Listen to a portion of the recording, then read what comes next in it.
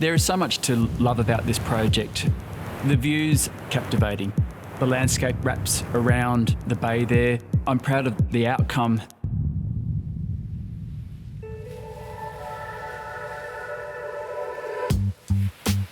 Once upon a time, garden design was sometimes a bit of an afterthought, taking advantage of the aspect, particularly in a city like Sydney where there is such an undulating landscape. You really need to use the gardens to your advantage.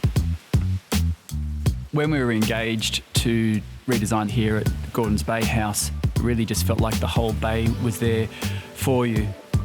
But you couldn't really see most of the lower part of the garden. There was a series of retaining walls which were fairly sound, but we still wanted to take the attention away from those. So we set about planting a series of ground covers that would trail over the walls and climbers that would cling to the walls because we wanted the structure to disappear.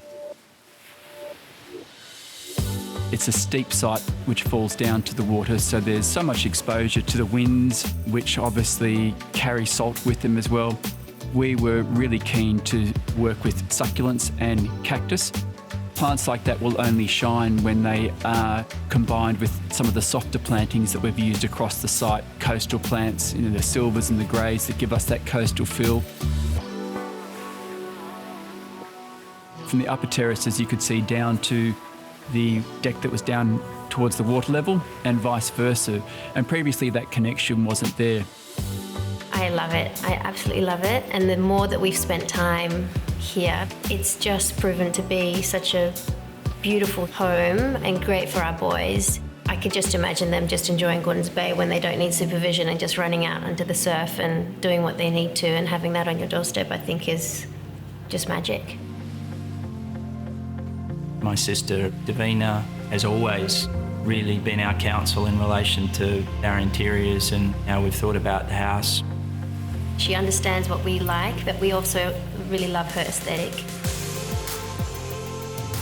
Warming up and modernising the interiors on the water-facing side and then trying to take what we've done to the street-facing side of the house.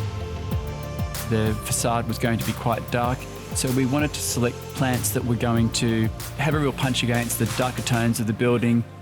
The garage rooftop garden is one of our favourite aspects. It was important that we made a strong statement.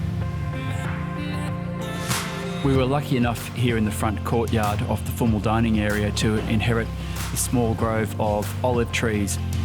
It was important to work on thickening up the canopy of these trees to provide Alex and Aidan more shade in this space.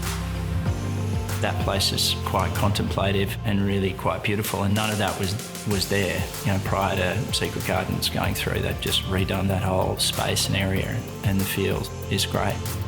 There is so much to love about this project. The views are captivating.